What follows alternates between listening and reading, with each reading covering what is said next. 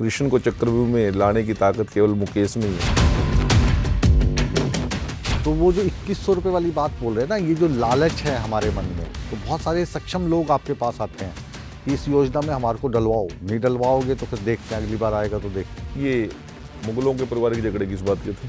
अब आप मुगलों पे चले जाओगे। मैं आऊंगा ना, लालच के झगड़े थे ना, तो अभी भी है। आप वो मैं कह रहा हूँ उस युग में भी थे, वो राम और रावण वाले युग में भी थे, कृष्ण जी वाले युग में भी थे, उसके बाद भी थे, आज भी हैं। तो, मैं बड़ा मजेदार उदाहरण दे रहा हूँ। एक तो आप आज सुंदर इतना लग रहे हो कि मेरा मन कर रहा है कि इंटरव्यू करने की जगह मैं आपसे प्रवचन करवा लूं।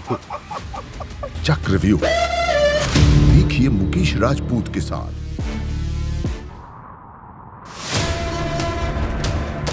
सत्ता के प्रभाव से विपक्ष के वार तक समझेंगे राजनीति का हर दांव पेच।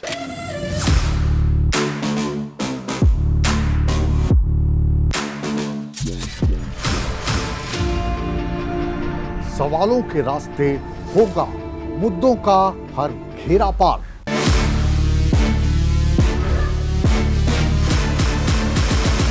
चक्रव्यूह देखिए मुकेश राजपूत के साथ। नमस्कार, आप देख रहे हैं न्यूज़ 18 नेटवर्क। ये है चक्रव्यूह और चक्रव्यूह के सवालों के घेरे में आज हैं आपके जाने पहचाने हरियाणा के कैबिनेट मंत्री किशन बेदी जी, जो आज काफ़ी अरसे के बाद चक्रव्यूह के सवालों के घेरे में आए हैं। बहुत बहुत स्वागत है आपका न्यूज़ 18 पर और चक्रव्यूह में। मुकेश जी, मैं तो विशेष तौर से आपका आभारी हूँ न्यूज़ 18 की सभी टीम का, और आभारी हूँ उन सभी न्यूज़ 18 से जुड़े हुए सभी दर्शकों का जी, जिन तक आप देश और दुनिया की ताज़ा तरीन सभी सूचनाएं भेजने का काम करते हैं। और बहुत लंबे अरसे के बाद अपन फिर चक्रव्यूह में, बिल्कुल बिल्कुल मुझे याद है। और कृष्ण को चक्रव्यूह में लाने की ताकत केवल मुकेश में ही है। नहीं, कृष्ण जो है वो तो जो चक्रव्यूह में फंसे हैं उनको बाहर लाने की वो रखते हैं, लेकिन पत्रकार के तौर पर, क्योंकि मैं पत्रकार हूं और आप मंत्री हो, तो जो जनता के सवाल हैं वो आप तक पहुंचे, उनका समाधान निकले, हमारी हमेशा यही कोशिश रहती है। नहीं, जनता के सवाल हैं या आपके सवाल हैं? हाँ, मेरे जो सवाल हैं वो जनता के ही सवाल हैं। सवाल जनता के हैं, बता रहे आप? हाँ, पूछूंगा मैं। तो सवाल ये है कि इस वक्त आप कौन कौन से विभाग हैं जिनको देख रहे हैं और प्राथमिकताएं क्या हैं आपकी? देखिए, मैं मुख्यमंत्री नायब सिंह सैनी जी के नेतृत्व में जो हमारी सरकार चल रही है उसमें सेवा department, social justice and empowerment for SC and BC, और उसके साथ साथ हॉस्पिटलिटी और आर्किटेक्चर डिपार्टमेंट, 4 विभाग मैं देख रहा हूँ जी। और सभी की अपनी प्राथमिकताएं हैं। अब सेवा डिपार्टमेंट इतना बड़ा है कि लगभग 51% आबादी को हम सीधा डायरेक्ट देखते हैं, जिसमें हमारे लगभग 21 से 22 लाख 60 साल से आयु के ज़्यादा के बुजुर्ग हैं,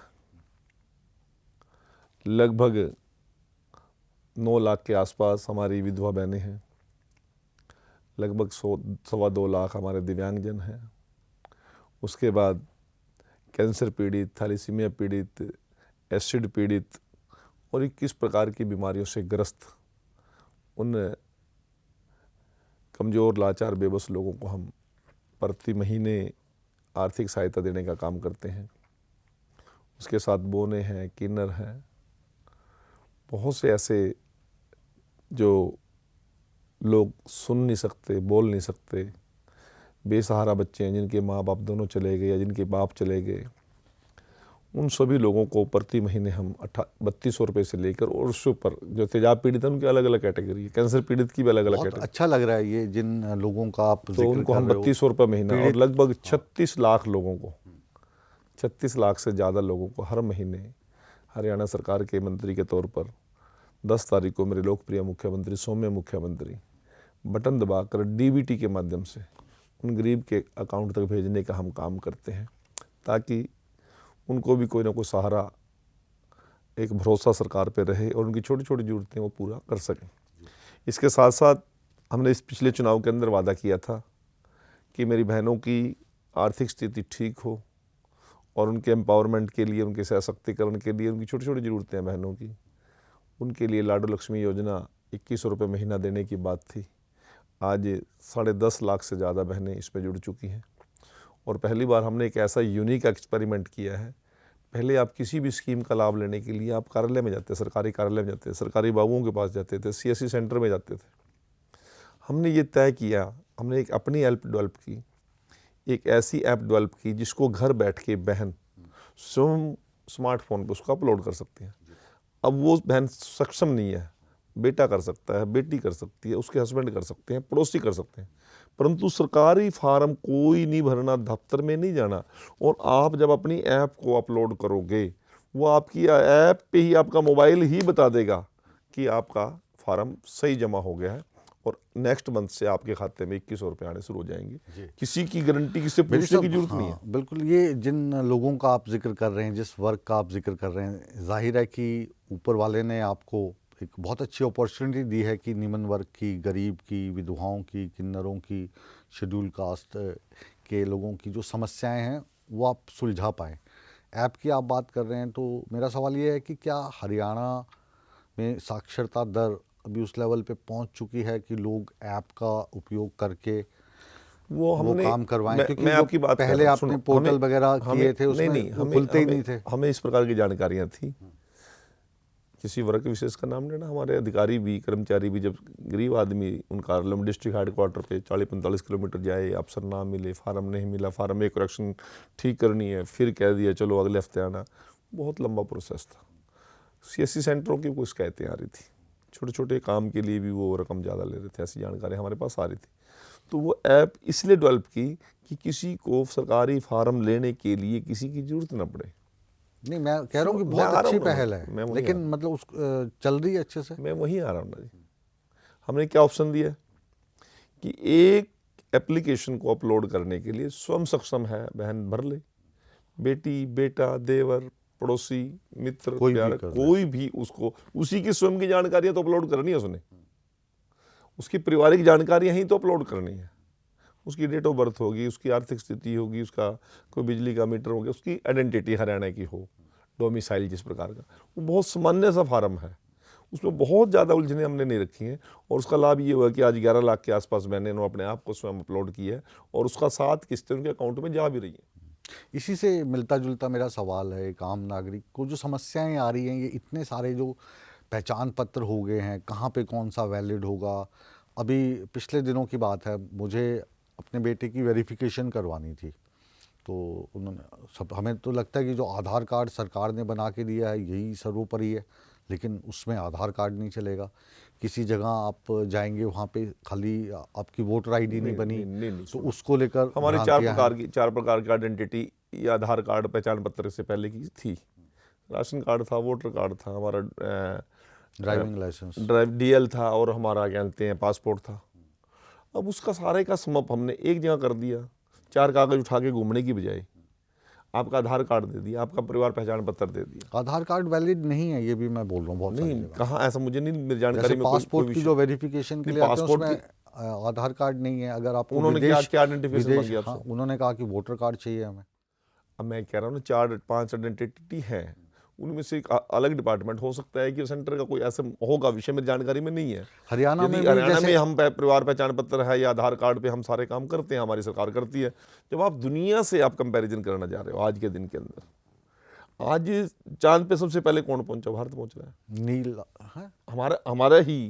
हमारी ही सैटेलाइट पहुंच गई ना चांद पे सबसे पहले। मैं कह रहा हूँ कि हमारी जो चांद की जो परिक्रमा थी वो बहुत से लोगों ने पूरी कर ली। आज हम भी काबिल हो गए ना, जिसको जो हमारे देश के बारे में क्या चर्चा थी लोगों की, ये तो साधु संतों का देश है, ये तो आदिवासियों का देश है। और आज सबसे बड़ी जितनी CEOs फॉरेन MNC है, मल्टीनेशनल कंपनी, उन सब के मैक्सिमम CEO इंडियन बच्चे हैं। हमारे लिए फख्र की बात है, घमंड की बात है। मैं दूसरी बात कह रहा हूँ कि जब आपको कंपैरेटिवली उन लोगों से दुनिया के साथ आपको चलना है तो कुछ चेंज लाने पड़ेंगे। आज सबसे ज़्यादा कंप्यूटर ऑपरेट करने वाला और कंप्यूटर का प्रोडक्शन करने वाला भी भारत बन चुका है। तो जब आप इस प्रकार की टेक्नोलॉजी की बात करेंगे, 21वीं शताब्दी की बात करेंगे, ये छोटे छोटे दिखते जब- मैं कब दिखते जब नहीं बेदी थे। साहब हम आप हमने जो घर- जो जो जब परिवार आप- पहचान पत्र बनाया, मैं वहीं आ रहा हूँ, बड़ी बेसिक बात बताऊंगा, इसको धैर्य सुन लेना आप। लोगों के हित की बात कर रहे हैं, हम लोग इस चैनल पे बोल रहे वही हैं। हम समझना चाहते हैं ना। हाँ, हमने बीपीएल बनवा लिया, मैंने बीपीएल बनवा लिया 1990 में। बीपीएल के लिए क्या उपयोग था मेरा, मुझे पता ही नहीं। सरकार ने मुझे क्या देना, उनको पता नहीं। मैं बीपीएल से कब बाहर आ गया, किसी को नहीं पता। मैं ठीक ठाक हालत में था, मेरी स्थिति, मेरे परिवार की स्थिति कब बीपीएल के लेवल पे चलेगी, किसी को नहीं पता। ये सारी चीज का सुदृढ़ीकरण करने के लिए आज बच्चे का जन्म होता है, कब उसको पोलियो ड्रॉप्स की जरूरत है, कब उसको इंजेक्शन की जरूरत है, कब उसको खसरे की और जो इंजेक्शन उसको बच्चे को लगते हैं कब होंगे, वो कब आंगनवाड़ी में जाने लायक होगा, वो कब गवर्नमेंट स्कूल में या किसी भी स्कूल में जाने लायक होगा, क्या उससे पहले उसकी सारी चीज़ें मुकम्मल होगी। यदि बच्चा स्कूल में जा रहा है तो उसकी क्या स्थिति है। यदि बच्चे ने स्कूल पास आउट कर लिया तो स्कूल ड्रॉप आउट हो गया, उसको क्या करना है, वो क्यों नहीं जा रहा, उसके सर्कमस्टांसेस क्या है। थोड़ा सा भटक रहे हैं नहीं भटक रहा, मैं वहीं आ रहा हूँ। ये चीज हमने लोगों को बतानी है, ये बात मेरी जिम्मेवारी बनती है, मैं सरकार का मंत्री हूँ। मेरा सवाल हमने ये चीज सुनो, हमारे पास रिकॉर्ड ही नहीं था, किन बच्चों को दवाई मिल गई, किन को नहीं मिली, कोई पता नहीं था। हमें कितने बच्चे प्रतिदिन पैदा हो रहे हैं और कितने दुनिया से जा रहे हैं, किसी को पता ही नहीं था। हॉस्पिटल में डिलीवरी कितनी हो रही है, हमें पता ही नहीं था। इस हिसाब से तो फिर आने वाले समय में मेरे को लग रहा है 10-12 पहचान पत्र और बनाने पड़ेंगे, कोई जरूरत नहीं है। किसको पोलियो का लग गया, इसका बना। नो। मैं कह रहा हूँ जब हमारे पास पासपोर्ट है या हमारे पास पासपोर्ट को तो जब कार्ड है, तब यूज हमारे करेंगे जब आप पास वोटर पासपोर्ट कार्ड लायक हो है, गए। अभी तो मैं जन्म की बात कर हमारे रहा हूं। पास ड्राइविंग लाइसेंस है, फिर नहीं, हरियाणा आप पहचान मेरी बात को घुमा पत्र रहे हैं। क्यों? ये लोगों की जानकारी के लिए बात कर रहा हूँ। इसमें आपको भी लाभ मिलेगा। अच्छा, हाँ, मैं तो पंजाब में रहता हूँ। नहीं, अरे इंडिया में तो रहते हो ना। हाँ। इसके आपको भी लाभ मिलेगा। तो पंजाब में रह के मुझे हरियाणा पहचान पत्र से क्या लाभ मिलेगा? जो मेरी आइडेंटिटी है, आपका फैमिली आई कार्ड तो आप देश के लिए है, वो किसी एक घर के लिए देश के लिए नहीं है ना, प्रदेश के लिए है। प्रदेश के लिए नहीं है, देश के लिए। मैं बता रहा हूँ, हमने जो जो चीजें उसमें जोड़ी हैं, आज हमारे पास ये आंकड़ा है कि मेरे प्रदेश में पैदा होने वाला बच्चा 6 साल के कितने बच्चे हो गए हैं, उनके एडमिशन हो गए हैं तो 100% हुए हैं, 92% हुए हैं, 98% हुए हैं, 99.9% हुए हैं। हमारे पास आंकड़ा अपडेट रहता है डेली का। हमारे यहाँ पैदा होने वाले बच्चे को सभी बीमारियों से मुक्त, जो हम दवाई का स्टॉक मंगाते थे वो 3 साल के बाद उल्ट होता था, दवाई कहाँ गई किसी को पता ही नहीं है, जरूरतमंद तक जाती नहीं थी। यदि दवाई का स्टॉक कम हो रहा है तो क्या उन बच्चों को दवाई मिल गई, या गर्भवती माँ को जो लाभ मिलना था वो मिल गया? ये अपडेट इतना हम अपग्रेड कर दिया। जैसे उन लोगों को, जिन लोगों को काला बाजारी करते थे, हेरा फेरी करते थे, जरूरतमंद को जो चीज नहीं देते थे, उनको सबसे ज्यादा आज अपडेट करने का मौका मिल गया और जरूरतमंद को वो चीज पहुंच रही है। मैं यही पेंशन डिपार्टमेंट की बात कर रहा हूं। मैं ये सुनो, मेरी बात सुनो, मैं इसी पेंशन डिपार्टमेंट की बात कर रहा हूं। यहां से 500 रुपए चलते थे, पहुंचते पहुंचते 2 महीने लग जाते थे। मरे की भी, जिंदे की भी, कौन खा गया किसको, बाद में FIR लॉज होती थी। आज नायब सिंह सैनी 36 लाख लोगों का DBT के माध्यम से यहाँ से बटन पुश करता है, बीच में 1 पैसा खाने की किसी कीमत नहीं है, और खाता है तो फिर गले में से निकाल के लेके आते हैं। अच्छा, अब मैं सवाल को और सरल तरीके से पूछता हूँ, क्योंकि ये समस्या है। जैसे आप हरियाणा को छोड़ दीजिए, हिमाचल की बात कर लेते हैं, क्योंकि आप तो बीजेपी के हैं और अभी वहाँ पे कांग्रेस के। तो वहाँ पे मरीजों के लिए एक तो आयुष कार्ड अपने को मिलता है, आयुष्मान कार्ड केंद्र सरकार का है, वैसी चिरायु है, और हिमाचल में शायद हिम केयर कार्ड है। तो मैं कह रहा हूँ ये इतनी ज़्यादा जो गफलत है ये क्यों है? क्यों ना एक ही आइडेंटिटी हो, एक ही कार्ड हो और उसके मार्फत जो जिसको देना है। तो मुझे लगता था कि जो आधार कार्ड है ये बन गया बस, अब ये आइडेंटिटी है, तो फिर और कार्ड इतने सारे कार्ड हो गए, क्या करें? कोई कार्ड नहीं है, मेरे पास तो एक ही कार्ड है। कौन सा? जो हमारा बेसिक यूज होता है। और मैं कहता हूँ सुनो, कौन सा बेसिक, कौन सा यूज? तो आधार कार्ड यूज करें। हाँ, आधार कार्ड में मैं बता रहा हूँ ना, सभी जगह नहीं। आपको कोई प्रॉब्लम है मैं इसको चेक कर लूँगा। हाँ। और आपकी ये सलाह भी मैं मानता हूँ, नायब सिंह सैनी जी, माने मुख्यमंत्री से बात करूंगा कि एक आइडेंटिटी हो जाए सभी की एक होनी चाहिए, पूरे देश की एक होनी चाहिए। लगता नहीं आपको? राशन वन राशन कार्ड तो हो गया हमारा। आप कहीं से भी अनाज जाके गरीब आदमी। आज ही मेरे पास खबर आई हुई थी, हरियाणा में भी ऐसे केसेस होंगे, महाराष्ट्र में भी होंगे, उत्तराखंड और हिमाचल की खबर थी। वोटर कार्ड उत्तराखंड में भी बना हुआ है, वोटर कार्ड जो है वो आपका हिमाचल में भी बना हुआ। उत्तराखंड में वोट डाल के आगे, वहाँ से चुन के भी आगे, अब हिमाचल में अपना अधिकार जमा रहे कि हमारा यहाँ भी है। बिल्कुल बिल्कुल सही कह रहे हैं आप। SIR की शुरुआत की, विपक्ष ने क्या चिल्पों शुरू की। ये जब हम वेरिफिकेशन कर रहे हैं 20 साल के बाद, जनगणना भी हो रही है, वोटों का चुनाव वोटर लिस्ट का शुद्धिकरण हम कर रहे हैं तो विपक्ष चलाता है। पर ये जो शुद्धिकरण है, शुद्धिकरण पे सवाल भी तो उठ यही रहे हैं। यही तो पकड़े जाएंगे लोग। नहीं, इसमें आप पे भी आरोप लग रहे हैं। कौन सा सवाल उठ गया? पश्चिम बंगाल में एक आदमी है जो ये कहे कि मेरे साथ गलत हुआ में है। आप जीते। पश्चिम बंगाल में जो आपका जो वोटों का अंतर है 35 लाख का है। 32 लाख जो केस हैं वो तो कोर्ट में पड़े हुए हैं पेंडिंग, उनका अधिकार छीन लिया आपने। मैं आपको बात कर रहा हूँ, उन 32 लाख लोगों ने कहा कि मेरी वोट काटी, गलत बिल्कुल, काटी है। हाँ, कोर्ट में गए तो हुए वो हैं। गए ना कोर्ट में, हाँ। तो कोर्ट न्याय देगा। और चुनाव या तो हम जीत गया। कटघरे में जाएंगे या वो कटघरे में जाएंगे। चुनाव तो जीत गए। नहीं, चुनाव जीतने क्या होता है? चुनाव जीतने के बाद भी इंदिरा जी जीत गई तो उसके बाद फैसला नहीं आया क्या? एक बार तो यदि वो सच है तो आएंगे मैदान में बात। हाँ। तो कितने फैसले हरियाणा में भी आए हैं। हरियाणा में भी क्या तीरदैया जी का बता रहा हूँ, 3 हरियाणा वोट से जीत के आए थे, बाद में कोर्ट ने डिसीजन किया 1996 के अंदर हरियाणा में भी जीत के आए थे, उसके ऊपर हरियाणा में भी आरोप ये लग रहे हैं ना कि अब जब चुनाव थे हरियाणा वाले, तब आपने जो बीपीएल कार्ड है वो जी भर के लोगों के बना दिए, जिसने अप्लाई किया उसका बना दिया, बाद में काट दिए। नहीं, ये गलत रिपोर्ट है। ये सही रिपोर्ट है, मैं बता रहा हूँ, ध्यान से सुन लीजिए। हाँ। हमने बहुत से लोगों की शिकायतें आ रही थी कि सिंगल मैन का बीपीएल ना, सिंगल मैन की फैमिली आईडी अलग बनाओ। तो हमारी फैमिली आईडी वो वेरिफिकेशन चलती रही, परंतु लोकसभा चुनाव से पहले जब नायब सिंह सैनी जी ने मुख्यमंत्री पद की शपथ ली तो एक सामूहिक निर्णय किया कैबिनेट ने कि वो वोटर फैमिली आईडी से अलग कोई होना चाहता है, बट बेटा अलग हो गया, बेटी की शादी होगी या कोई हो, डिलीट उसमें जुड़ने का और डिलीट का हमने ऑप्शन दिया और कह दिया कि सेल्फ अटेस्टेड आप सर्टिफिकेट दे दीजिए, एफिडेविट दे दीजिए और हम आपको फैमिली आईडी अलग बना देंगे। हमने तो सिर्फ छूट दी थी फैमिली आईडी बनाने के लिए। लोगों ने सिंगल हो गए, मियाँ बीबी से भी अलग हो गए, कई परिवार से अलग हो गए, उसको बीपीएल में जोड़ने की प्रोसेस शुरू कर दिया। जब उसकी वेरिफिकेशन की तो वाकई वो गलत मामला था, तो उनकी जो आर्थिकदार था, अब यदि उसको आंख मीच के बैठे रहे हम क्या? उसमें एक क्या और भी आ रही है। ये सवाल क्या उसमें आंख मीच के बैठे उनको वेरीफाई ना करें? केंद्रीय कैबिनेट मिनिस्टर साहब से भी ये सवाल पूछा था जब हमारे प्रोग्राम में आए थे कि जब आप परिवार पहचान पत्र बनाते हो, उसके आधार पर आप फैसला लेते हो कि ये जो लोग हैं बीपीएल में हैं, लेकिन उसमें हो क्या रहा है कि आप पिता के तौर पे हैं, आपके आगे 2 बेटे हैं, अब बेटे जो हैं वो दोनों अलग हो गए, वो आपको ना खाने के लिए देते, ना पीने के लिए देते, ना रहने के लिए मकान देते। तो जो दोनों बुजुर्ग हैं वो पेंशन से भी वांछित हो गए और उनको जो आर्थिक लाभ मिलना चाहिए बीपीएल के तौर पे, क्योंकि वो तो बीपीएल हैं, उनका बेटा 1 लाख रुपए कमा रहा है, दूसरा 80,000 कमा रहा है, अपने माँ बाप का ख्याल नहीं रख रहा है, तो क्या उसको जो सरकारी सुविधाएं जो एक गरीब आदमी को मिलती है मिलनी नहीं चाहिए? देखिए, ये अनंत महाभारत है। परंतु आप तो क्रिश्चियन हैं। मैं कह रहा ना, ये अनंत महाभारत है। प्रयास 100% शुद्ध करने का है और इसी सोच को लेकर हम चले हुए हैं, परंतु सवाल उठेंगे, ये ऐसे कर दिया जी, वो वैसे कर दिया जी, वो वैसे कर दिया। अरे सवाल तो उठाएंगे लोग, परंतु हमारी जिम्मेवारी है लाभार्थी तक लाभ उसके घर तक पहुंचे, अंतिम व्यक्ति तक भी पहुंचे। और पहले लाभार्थी सरकार के दफ्तर में आके लाभ की भीख मांगता था, आज हमने लाभार्थी को ढूंढ के लाभ दिए। 3 बातें मैं कह के अपनी बातों खत्म करूंगा। आज सरकार ने जाके प्रत्येक घर में बहनों के लिए इज्जत घर खुद ढूंढ के क्या, अभी आपको इज्जत घर बना के देंगे।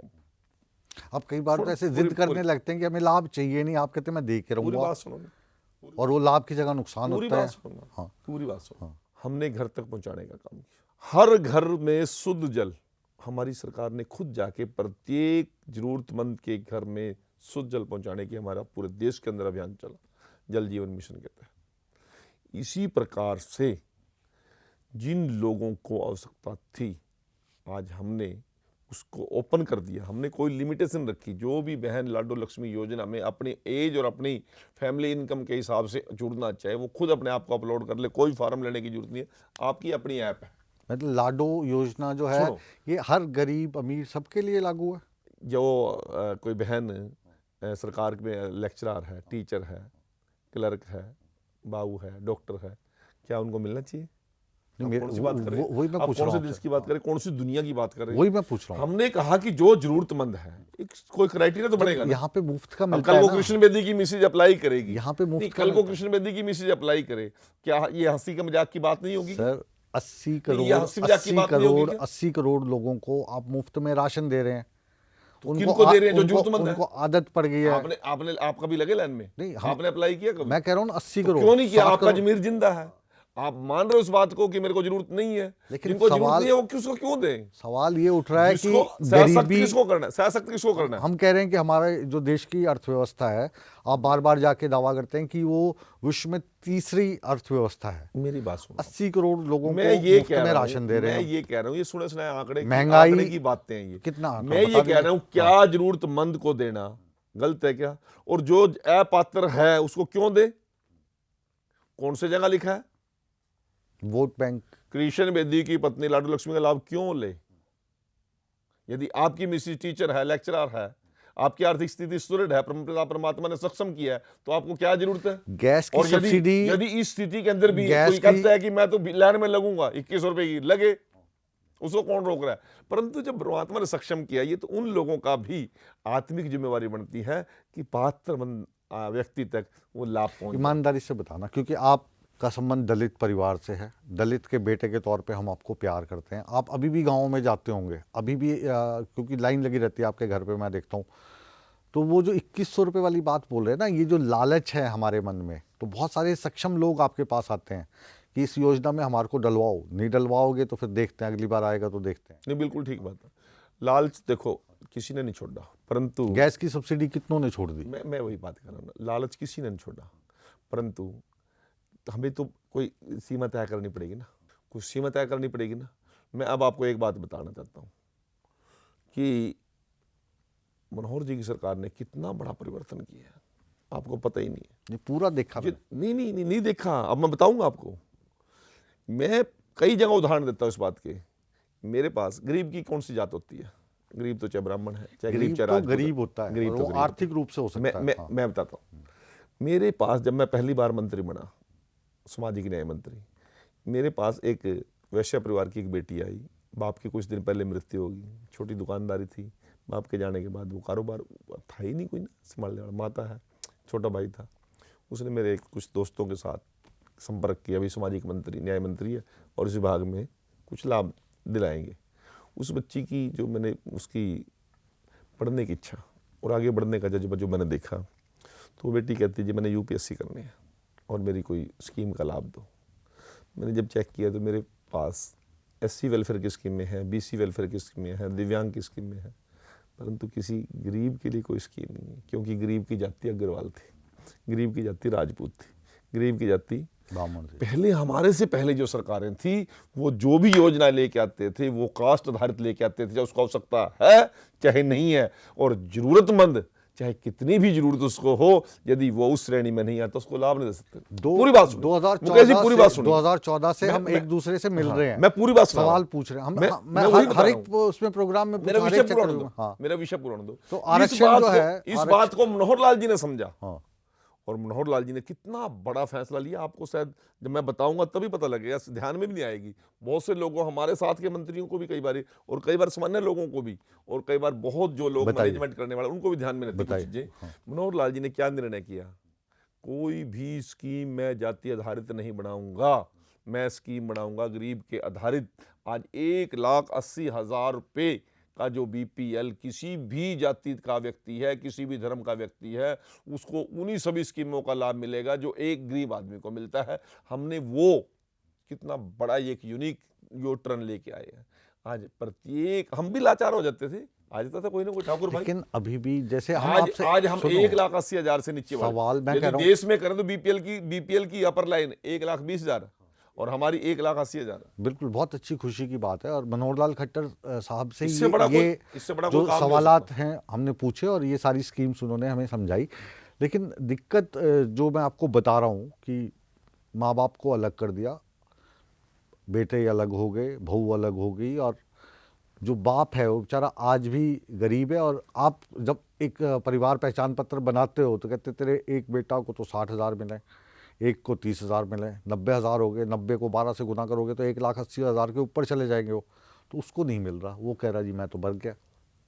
मैं आपकी बात को बिल्कुल मान रहा हूँ। ये मुगलों के परिवार के झगड़े किस बात के थे? हमारे जब हमारे लोग राज करते थे, किस चीज के झगड़े थे? किस चीज का झगड़े थे? अब आप मुगलों पे चले जाओगे। मैं आऊंगा ना, हाँ। मैं किस चीज का झगड़े और सवाल पूछूंगा तो नहीं, फिर मैं आप किस चीज का झगड़े थे? फिर पूरा आप नेहरू पे चले जाओगे। यही नहीं, मैं कुछ नहीं कह रहा, मैं सामान्य बात कर रहा हूँ, मैं किसी के ऊपर आरोप और प्रत्यारोप नहीं कर रहा, मैं एक कालखंड की बात कर रहा हूँ। झगड़े किस चीज के थे? लालच के ही थे ना, लालच के झगड़े थे ना। वो अभी भी है। आप वो मैं कह रहा हूँ उस युग में भी थे, वो राम और रावण वाले युग में भी थे, कृष्ण जी वाले युग में भी थे, उसके बाद भी थे, आज भी हैं। एक तो मैं बड़ा मजेदार उदाहरण दे रहा हूँ। नरवाना में मुझे एक आप जैसा कोई व्यक्ति मिला। एक तो आप आज सुंदर इतना लग रहे हो कि मेरा मन कर रहा है कि इंटरव्यू करने की जगह मैं आपसे प्रवचन करवा लूं। सुनो मेरी बात, मुझे कहता है ये आपका भगत है, आपका परम मित्र है। मैंने कहा हाँ। पर उसने वही सवाल किया, इसकी आर्थिक स्थिति बड़ी खराब है। मैं मजाक में कोई बात कह दी, मैंने कहा भी सुनो, कृष्ण जी को कितना जानते हो आप? कहते बहुत जानते हैं। कृष्ण बेदी? नहीं, भगवान जी। अच्छा। श्री कृष्ण जी को। तो कहते बहुत जानते हैं। तो मैं उसका सबसे परम मित्र कौन था?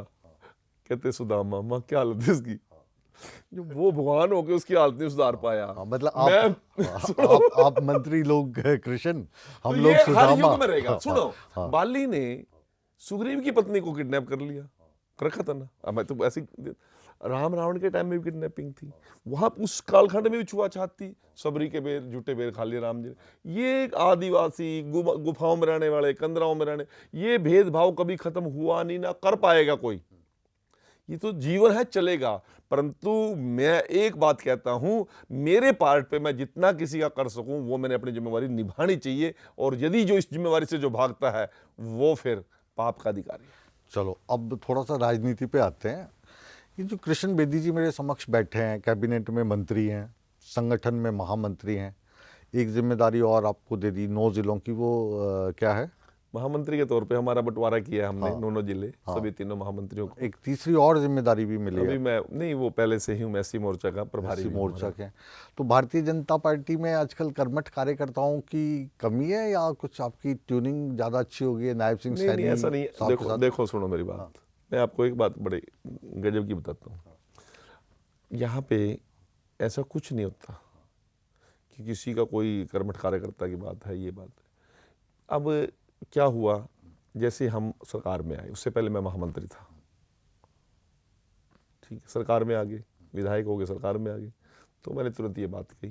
परंतु ऊपर से ये तय हुआ कि प्रदेश अध्यक्ष जी की जो टीम है, जब रद्दोबदल करेंगे फिर सारी का करेंगे। राष्ट्रीय अध्यक्ष जी की टीम के बाद प्रदेश में कोई चेंज करने की बात आएगी, प्रदेश में कोई चेंज करने की बात आएगी, महामंत्री बदलने, उपाध्यक्ष बदलने, जो भी माने मोहनलाल बडोली जी चेंज करेंगे, वो फिर सभी के लिए करेंगे। एक पोस्ट आज खाली करके किसी आदमी को लेके आना, फिर वो कार्यकाल का मामला कुछ ऐसा आया, तो वो एक अंडरस्टैंडिंग थी। अभी क्या सिचुएशन है जो अपने मोहनलाल? मेरी बात पूरी नहीं होने देते आप। अच्छा, कर दो।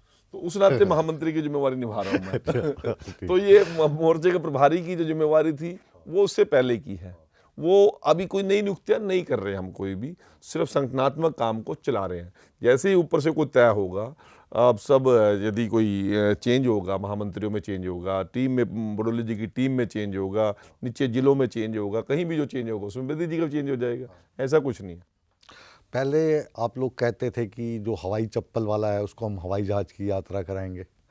आजकल जो हवाई यात्रा कर रहे थे उनको आप कह रहे हो कि साइकिल से आया जाया करो। तो देश काल और परिस्थितियों के अनुसार सभी चीज़ें देखनी पड़ती हैं। अब युद्ध काल में तो युद्ध की बात करेंगे। अभी 10 दिन पहले, 15 दिन पहले गेहूं का सीजन था। किसान के पास भी समय नहीं था, व्यापारी के पास भी समय नहीं था, मजदूर के पास समय नहीं था। सभी को लालच था मेरी फसल मंडी में पहुंच जाए, उस तुल जाए, उसकी पेमेंट आ जाए। किसान को लालच था कि मेरे जो भूसा है वो इकट्ठा हो जाए, उसको कूप बन जाए या स्टोर में चला जाए। गरीब को भी ये लालच था कि मेरे को भी आज सीजन है काम करने। बीमार आदमी भी ज़्यादा पूरे घंटे नहीं काम करता, कम घंटे काम करता ही है सीजन में। एक हालात होते हैं। कुछ टाइम पहले चुनाव था, मान लो प्रदेश का, पिछले साल मान लो, तो उस समय उस तरह का माहौल था। अब जैसा माहौल है, देश के प्रधानमंत्री जी वही अपील कर रहे हैं। इस बार युद्ध जो है वो चल रहा है, 28 फरवरी से शुरू हुआ था, लेकिन हमारे देश में ना तो तेल की कीमतें बढ़ी, ना कोई किराया बढ़ा, ना दूध के दाम बढ़े। उसकी वजह आपकी दरिया दिली थी या ये जो 5 राज्यों में चुनाव होने हैं ये मजबूरी? मैं अब 1 नेशन 1 इलेक्शन किसने कहा? हम नहीं कहा ना। हमारे से पहले तो किसी ने सोचा भी नहीं बात ये। यदि ये मजबूरी और अलग चीज़ है, हालात अलग चीज़ है। मैं आपको बड़े बड़े दिल के साथ ये बात सुनने के लिए मैं कह रहा हूँ आपको। यदि आपको ये लगता है कि मोदी जी ने तो चुनाव के बाद एक मजाक कर लिया, आप जैसे व्यक्ति को भी यदि ये बात लगे तो कौन सा मजाक? भी ये रेट बढ़ाने की बात कह दी, हवाई चप्पल वालों को हवाई जहाज से कह दिया कम यात्रा करें, साइकिल पे चले, तो क्या देश के प्रधानमंत्री ने के ऊपर इन लोगों का विश्वास नहीं है क्या? आप जैसा जिम्मेवार आदमी तो देश की दुनिया की बिल्कुल परिस्थिति समझते हैं। विश्वास है, और शायद वही विश्वास है कि जो प्रधानमंत्री हैं नरेंद्र मोदी और केंद्र की जो सरकार है वो तीसरी बार बनी है, हरियाणा में जो सरकार है वो तीसरी बार बनी है, तो जनता नहीं बनाई है ना, तो जनता पे आपको विश्वास है ही है ना। जनता को विश्वास भी कायम रखना हमारी जिम्मेवारी है। अपने परिवार को यदि आज मेरे पास कोई आवश्यकता के अनुसार कोई समस्या है तो क्या बेटों से बात ना करूं, पुत्र वधू से बात ना करूं, अपने भाइयों से बात ना करूं, किससे करूं? यदि स्टेट पे कोई बात आती है तो प्रदेश के लोगों से बात सवाल करनी भी पड़ेगी। मेरा ये था कि लेट हो मैं गया ना। वही नहीं उठाया, गलत कदम नहीं, लेट कदम नहीं उठाया, तैयारी के साथ है, उसी सोच के साथ देश के प्रधानमंत्री लगे हुए हैं, लोगों को आगाह करना, लोगों को निवेदन करना, लोगों को इस बात के लिए सचेत करना। एक प्रधानमंत्री के नाते, देश के मुखिया के नाते उन्होंने अपनी जिम्मेवारी निभाई है और उसका असर भी लोगों के दिलो दिमाग पर पड़ा है। बहुत से लोगों ने अपने काफिले छोटे गए हैं, पब्लिक ट्रांसपोर्टेशन से चलना शुरू किया। आज मेरे पास 4 लोग आए, ऐसे 4 लोग आए तो सैकड़ों लोग, परंतु 4 लोग, मैं सभी से सवाल किया भाई 2 बातें हैं, आप क्यों नहीं समझ रहे? देश के प्रधानमंत्री जी ने आपसे अपील की है कि गैर आवश्यक काम के लिए बाहर मत जाए, कही है। दूसरा मैंने कहा मौसम विभाग कह रहा है कि हीट वेव चल रही है, छुप कर रही, फिर भी आ रहे हो, फिर भी आप आए हो। तो उन्होंने 4 लोगों ने तो ये कहा कि मैं तो ट्रेन से आया भाई साहब, एक ने कहा कि मैं तो बस से आया हूँ। मतलब यदि देश के प्रधानमंत्री जी ना कहें, शायद उनके दिमाग में बात ना आती। दूसरी बात, मैंने जब कहा पर हीट वेव थी, आजकल तो इतनी टेक्नोलॉजी है, व्हाट्सएप पे आप उस पर वीडियो कॉलिंग पे या वैसे भी टेलीफोन पे भी और मैसेज डाल दोगे, आपका मैसेज भी, तो उन्होंने कहा ये ध्यान करेंगे। और उन्होंने इस बात को रियलाइज़ किया कि वाकई ही हीट वेव भी खतरनाक है इस समय, परिवारों के लिए, व्यक्तियों के लिए, बच्चों के लिए भी, फसल के लिए भी, पशुओं के लिए भी, पक्षियों के लिए भी भयंकर हालात हैं। और इसी प्रकार से देश के प्रधानमंत्री जी ने जो एक निवेदन किया है कि कम से कम ट्रैवलिंग करें, प्रदेश वैश्विक स्थिति के कारण कुछ ना कुछ परिस्थितियां ठीक नहीं, अनुकूल जब नहीं। प्रधानमंत्री कहते हैं पूरा जो भारत है उनकी बात सुनता है, एग्जाम्पल जैसे हम पहले की बात करें तो स्वच्छ भारत की बात प्रधानमंत्री ने की थी, 2014 के आसपास की बात होगी, सारे मंत्री भी झाड़ू लगाते हुए दिखाई देते थे, सफाई, आप भी उसमें शामिल थे। अब देख रहे हैं कि हम जो सारे मंत्री हैं वो कोई साइकिल पे आके फ़ोटो खिंचा रहा है, पीछे सिक्योरिटी गार्ड भागे हुए हैं उसके, कोई जो है ऑटो रिक्शा में आ रहा है, बहुत ही खूबसूरत हमारी एक सांसद हैं, उनके साथ ज़बरदस्ती कर रहे हैं कि बैठ जाओ, वो कहते हैं नहीं फ़ोटो तो हो गया, अब उतर जाने दो, नहीं कहते आगे तक तो जाना पड़ेगा। तो ये जो ड्रामा हो रहा है ये होना चाहिए या मतलब नहीं होना चाहिए, एक मंत्री के तौर पे नहीं, एक आम आदमी के तौर पे बताइए। मैं एक बात कहता हूँ, सबका अपना अपना सोचने का नजरिया, देखने का नजरिया। ये भी चर्चा में है कि सिक्योरिटी गार्ड लेके जा रहे आप साइकिल पे, क्या आवश्यकता थी? ये भी चर्चा है कि वो टेम्पो में बैठ के उतर गए। ये भी चर्चा है कि बेदी साहब आप जब सेक्रेटरीट में गए साइकिल पे, आपके साथ कोई भी नहीं था। तो वैसे चले जाओ ना, फिर तो हम बेदी साहब की हेडलाइन चलाएंगे। हाँ चलिए, अकेले आए और हेडलाइन चलाइए, चलिए, बिल्कुल चलिए। हाँ। अकेला गया हूँ, घर से अकेला गया हूँ, सेक्रेटरीट में गया हूँ, सेक्रेटरीट से वापस आया हूँ। लेकिन फिर एक साइकिल पे तो आप जा रहे हैं, मैं आपका इसलिए बोल रहा हूँ क्योंकि आप ही मेरे सामने हैं, गए आपने फ़ोटो वोटो खिंचाई, फिर देखा कैमरा वाले चले गए, तो साइकिल आपका जो है फिर एक बंदा घसीट के ला रहा है वापस। नहीं और खुद वापस नहीं, AC ना गाड़ी- ना मैं ना, आपकी बात नहीं कर रहा हूँ, ऐसा भी हो रहा है। हर तरह की तो ये मैंने अब ये कहाँ का उदाहरण दिया आपको? रावण जी के टाइम का भी उदाहरण दिया मैंने। तो सभी काल में, सभी परिस्थितियों में, सभी प्रकार के लोग सफाई रहेंगे। करनी है तो पहले इस गंदगी दुनिया में, फैलाओ। इस दुनिया में मुकेश भी रहेगा, इस दुनिया में कृष्ण भी रहेगा, रहेंगे। इस प्रकार की परिस्थिति रहेंगी। आप इतनी गर्मी में भी आप टाई लगा के बैठे हैं, बताओ देखो अब क्या करें? लोग इस पे भी क्वेश्चन करेंगे। लगानी पड़ती है। जब आप इतना सुंदर बन के आए हो तो मैंने कहा टाई से ही थोड़ा सा मैं यहाँ के जो मेरे को जलन हो रही है, मैं टाई क्यों लगा के? नहीं, ये तो कुर्ता आपका जो है चमक रहा नहीं, है, आज नया पूरे पैर के आया कृष्ण हूँ। भाव से चल रही है बातचीत। मुकेश को फेस करना था, नया पैर के आया हूँ। मुकेश को करो फेस, ये अगले प्रोग्राम का नाम हो सकता है ना। हाँ, तो ये अभी जो परिस्थितियां चल रही हैं, युद्ध का माहौल है पूरी दुनिया में, जो आर्थिक संकट है भारत में ही नहीं पूरी दुनिया में देखने को मिल रहा है। जो मैं बात कर रहा था कि हमारे प्रधानमंत्री ने लेट कर दी, तो आप अगर यूरोप की बात करें, अमेरिका की बात करें, ऑस्ट्रेलिया की बात करें, तो वहाँ पे जो तेल के दाम हैं पहले ही 1.5 गुना हो चुके हैं। वहाँ पे जो बाकी चीज़ों के दाम हैं, हमारे को ये झटका लगा है इलेक्शंस के बाद, बंगाल इलेक्शन और ये जो तमिलनाडु के इलेक्शन थे, 1.5 गुना तो अब भी नहीं किया हमने। नहीं वहाँ पे हो चुका था। नहीं, हमने तो 1.5 गुना अभी तक भी नहीं किया। अपना नहीं किया तो उससे जो हमारे रुपए की वैल्यू है वो लगातार गिरती गई। नहीं, 96 रुपये समथिंग का पहुँच गया। नहीं, ऐसा कुछ नहीं है, उसकी वजह से नहीं है, और कारण भी है, मैं आपको बताता हूँ। आज मैं सुबह अखबार पढ़ रहा था, रसिया के head of the country Putin ji और चाइना के हेड ऑफ द कंट्री, उनकी कोई आज मीटिंग, कल या परसों कोई उनकी मीटिंग हुई है, शायद वो चाइना गए हैं, रसिया के प्राइम मिनिस्टर बिल्कुल गए, ट्रम्प अमेरिका गए हैं और रशियन फिर वहाँ पहुँच गए हैं, और चाइना के पहुँच गए। तो हमसे इकोनॉमिक बहुत बड़ी है चाइना की, संसाधन भी बड़े हैं, देश भी बड़ा है। उन्होंने भी इस वैश्विक संकट के कारण आज चिंता जाहिर कर रखी है। स्थितियाँ वहाँ भी अनुकूल नहीं है, उनका भी एक्सपोर्ट पे और प्रोडक्शन पे, वो मैं पढ़ रहा था, जितना पढ़ रहा था उसमें वहाँ पर भी इस प्रकार का संकट आया है। तो पूरी दुनिया आज बहुत छोटा सा हो गया सिस्टम, एक दूसरे बिना किसी का काम चलेगा ही नहीं।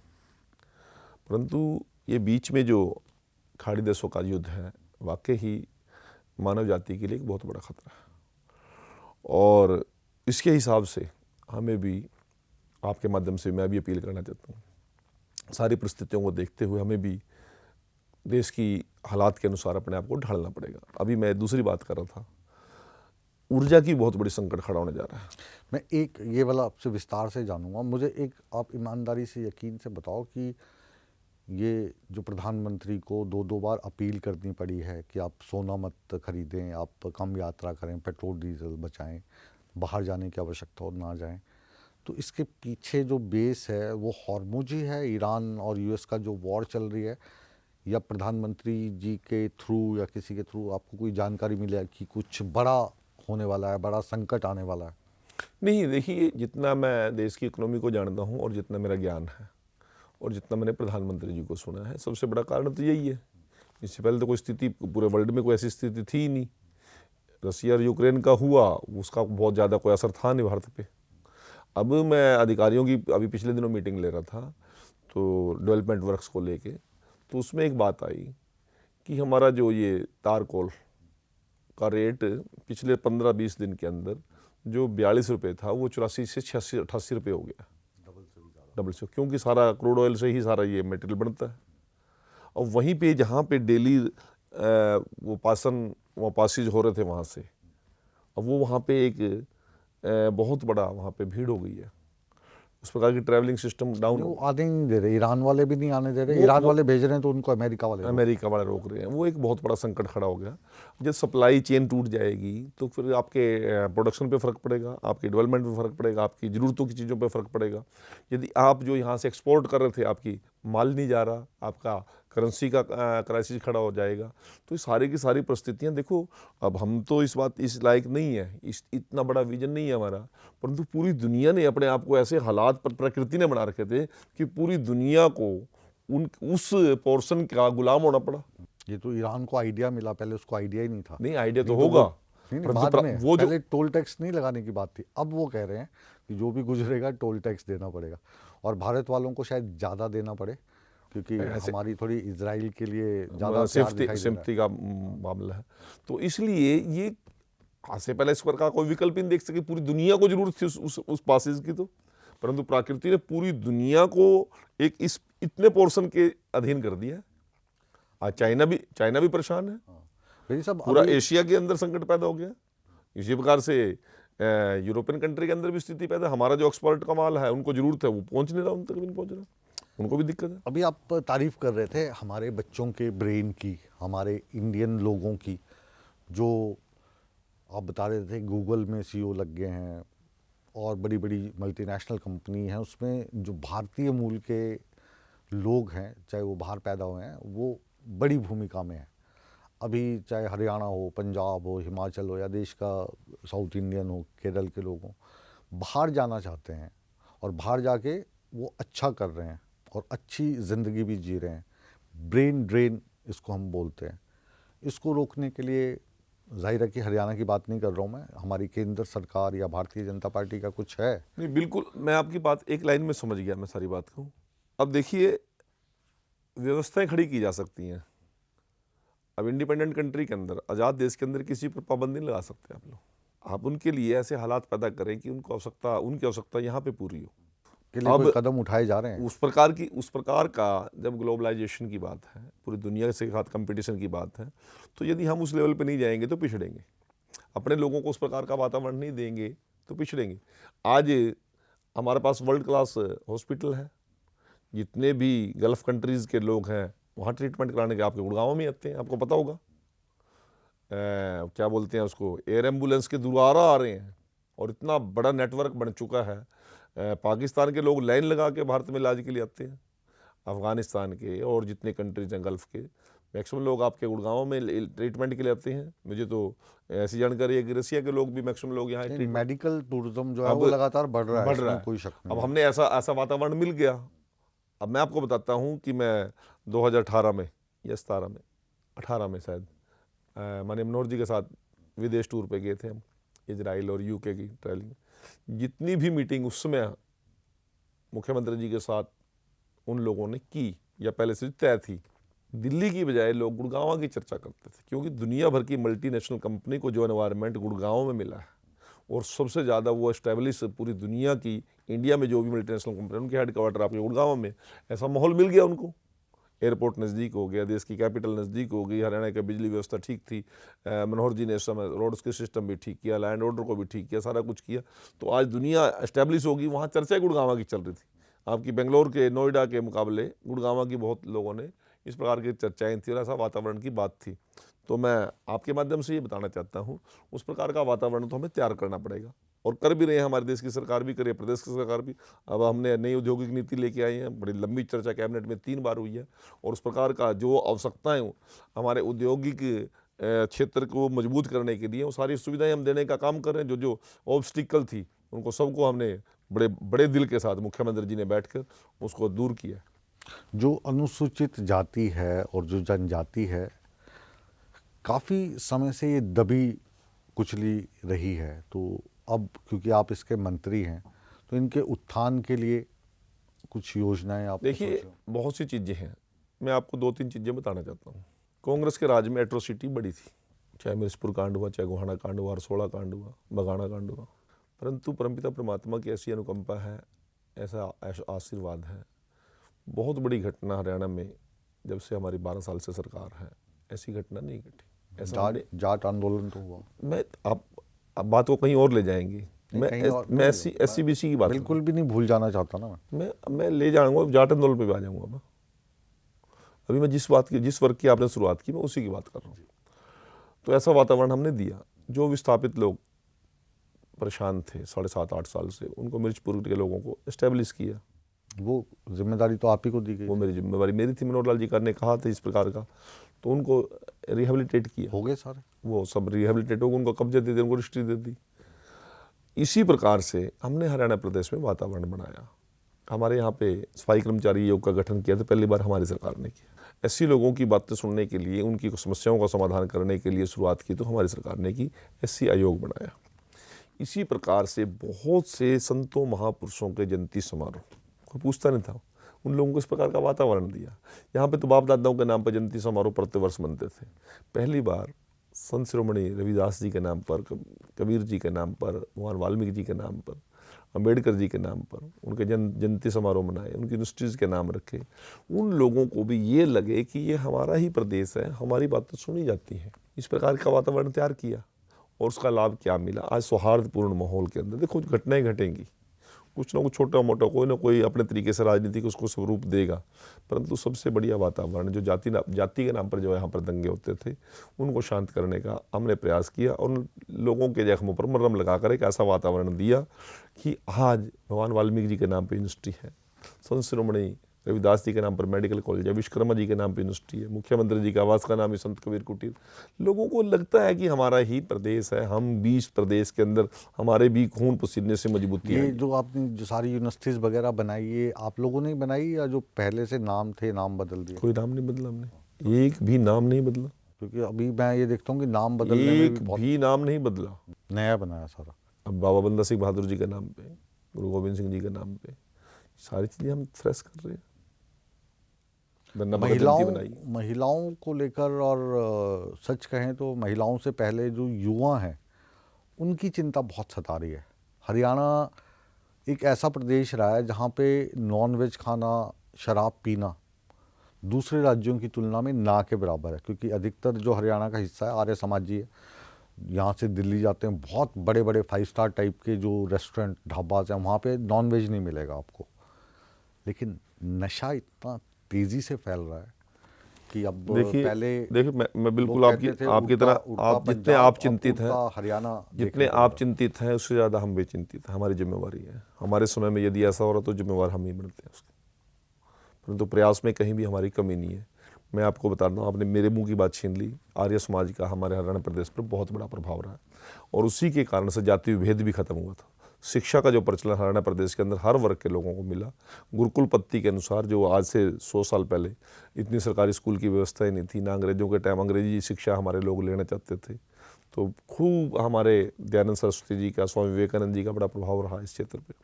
गुरुकुल बहुत यहाँ पे अच्छी तरह से आज भी रनिंग में है और इसी प्रकार से, परंतु देश काल और परिस्थितियाँ बदली। आज केवल हरियाणा हरियाणा नहीं रहा है। यदि आप दिल्ली के आसपास का एरिया NCR हो गए हम। दिल्ली के आसपास का एरिया देखेंगे आप, पूरा का पूरा विदेशी भी और देश के अन्य प्रांतों के लोगों ने भी आकर उसमें मजबूती प्रदान करने का काम किया। परंतु जब कोई साथ कहीं से आता है, वो अपनी सारी चीज़ें साथ लेके आता है, सारी चीज़ें साथ लेके आता है। अब इसी प्रकार से वो गुण भी लेके आएगा, वो गुण भी लेके आएगा। जब मुगल आए तो अपनी वो चीज़ें लेके आए, वो जब अंग्रेज आए तो वो फिर अपनी हाँ, चीज़ें अब लेके जो गुरुग्राम है वो हरियाणियों का थोड़ी ना रह गया, वो तो ग्लोबल विलेज बन गया। हरियाणवी ढूंढने पड़ते हैं अब हाँ तो। हाँ। अब जैसे कहते हैं कनाडा में जाके अंग्रेज ढूंढने पड़ रहे हैं लोगों को, सारा अपने सिख भाइयों ने, अपने पंजाबी भाइयों ने, हरियाणा पंजाब के लोगों ने पूरा कब्जा कर लिया। तो ये अपने, और वो जो अपने तरीके की संस्कृति लेके गए वहाँ पे, वो अपने तरीके का खान पान लेके गए, अपने तरीके का पहनावा लेके गए। तो सारी स्थितियाँ ये आज दुनिया बहुत छोटी हो गई है, इसका प्रभाव हरियाणा पे पड़ना स्वाभाविक था। परंतु सारा हरियाणा का हिमाचल से बॉर्डर लगता है, आपका उत्तराखंड से बॉर्डर लगता है, जमुना का एरिया आपका उत्तर प्रदेश से बॉर्डर लगता है, और आपका 4-5 जिले तो पूरे पंजाब ही, हम Punjab, we are the part of the Punjab. एक काल्पनिक सवाल मैं आपसे नहीं, पूछने इसी प्रकार से हमारा दिल्ली और राजस्थान का मामला आ गया। तो कहीं ना कहीं उस प्रकार की चीज़ें जो इस काम में, इस धंधे में लगे हुए लोग हैं, वो अपने काम में उनका प्रयास है, परंतु हम अपने प्रयास में लगे हुए हैं कि उसको कैसे रोकना है। सभी प्रकार की डायरेक्ट ताकत हमने पुलिस विभाग को दी। नशा और तस्करी, नशा करवाने वाले, नशा बेचने वाले लोगों पर पहले बड़ा लंबा चौड़ा प्रोसेस था उनको अरेस्ट करने के लिए, उन पर हाथ डालने के लिए, परंतु हमने 5 स्टेटों की एक ऐसी जॉइंट एसटीएफ अमित शाह जी के नेतृत्व में यहाँ पर बनी और उसका रिजल्ट भी आया। आज हमने हुक्का संस्कृति और धुएं वाले गानों पर, हथियार लहराने वाले गानों पर हमने भी प्रतिबंध लगाया, उनको कंडम किया, समाज ने भी कंडम किया। इस प्रकार के उस पे तो कहते हैं, जैसे दलजीत दोसांझ हैं, बहुत बड़े सिंगर हैं, उनको कहा कि आप ये गाने वाने मत गाया करो शराब शुरू के, तो कहते मेरे गाना गाने से क्या होता, आप ठेके बंद करवा दो। ठेके तो जिस दिन आप बंद करवाते हैं आपकी अर्थव्यवस्था चरमरा उठती है। अब दिलजीत ने ये बात कही कि मेरे गाने से क्या फ़र्क पड़ता है।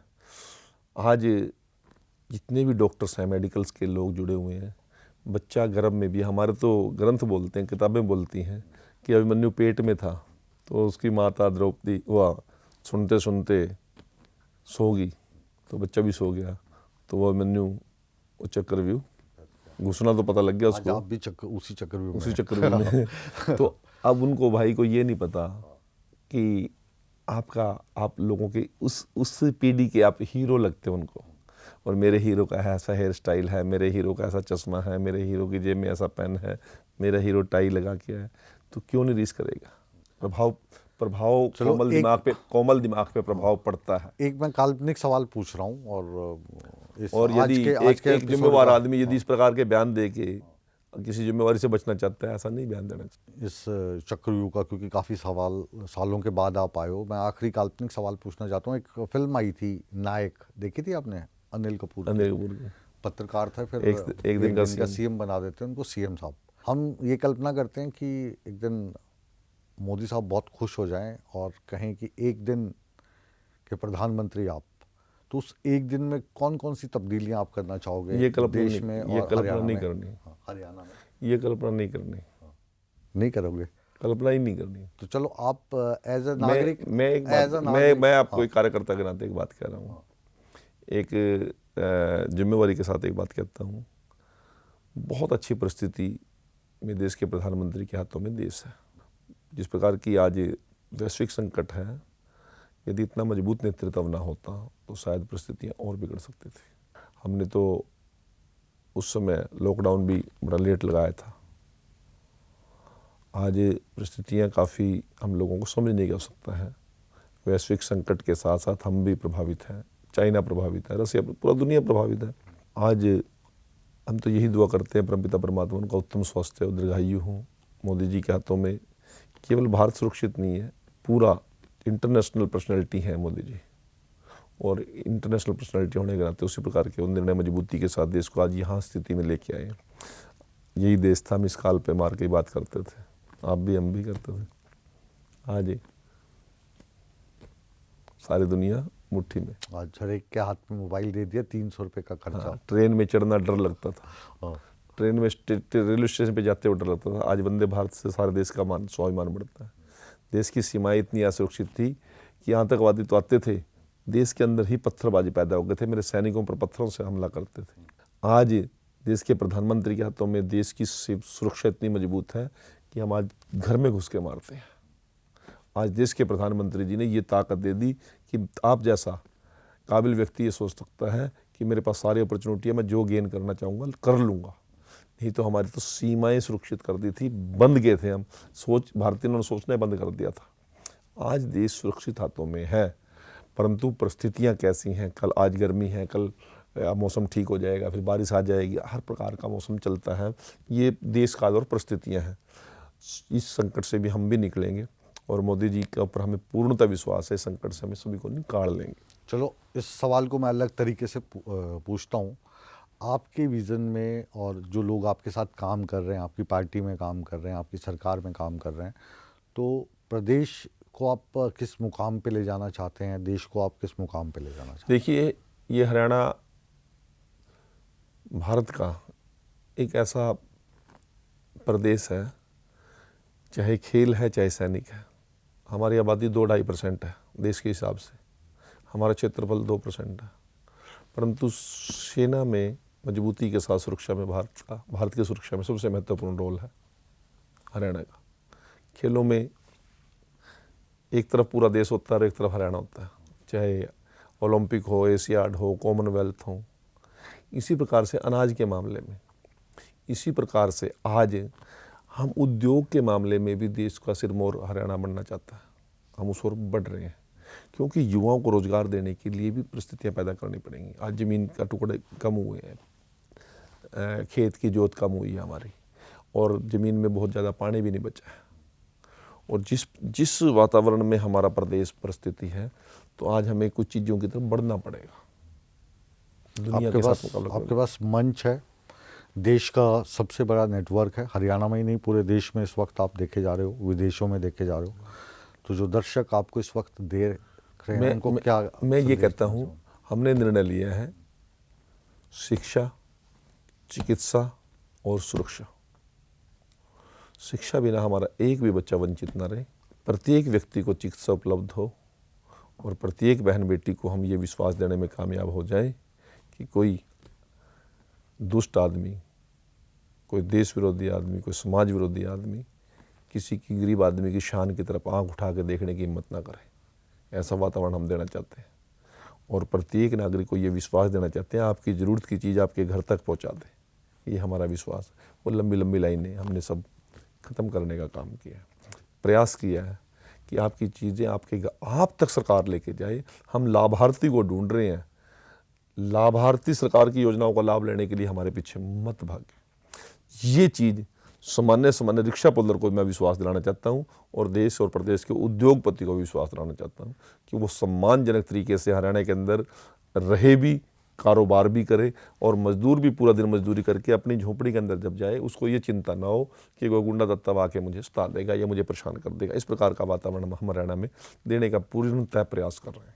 कृष्ण बेदी साहब, आप से मुखातिब थे, और उम्मीद करते हैं कि आपके जो सवाल थे वो तमाम सवाल मैंने इनसे पूछे। अब इन सवालात का जो जवाब कृष्ण बेदी साहब ने दिया, ये अपने तजुर्बे के कारण कहीं कहीं हमें घुमा गए। या ईमानदारी से दिया, साफ गोई से दिया, इसका फैसला हमेशा की तरह आप ही करेंगे। आप न्यूज़ 18 में आए, आप चक्रव्यूह में आए, आपने हमारे सभी खट्टे मीठे सवाल का जवाब दिया। हम तहे दिल से आपका शुक्रिया अदा करते हैं। जी मुकेश जी, आपका भी, सभी दर्शकों का भी, और इस चैनल से जुड़े हुए सभी टीम का मैं भी बहुत बहुत आभारी हूँ। बहुत सी चीज़ें ऐसी हैं जो मैं आपके सम्मुख और आपके साथ ही कर सका। शायद कई चीज़ें हमारे दिल में भी रह जाती हैं, हम कह नहीं पाते, परंतु अंत में समापन की ओर है।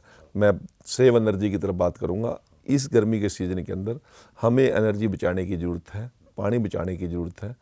बिजली का जितना कम से कम उपयोग कर सके परिस्थिति के अनुसार, उस प्रकार हमें करना चाहिए। जी, तो इसी संदेश के साथ चक्रव्यूह को अब यहीं पर विराम देते हैं। लेकिन आप कहीं मत जाइए, बने रहिए हमारे साथ, क्योंकि नेटवर्क 18 पर खबरों का सिलसिला हमेशा की तरह बदस्तूर जारी है। बने रहे हमारे साथ।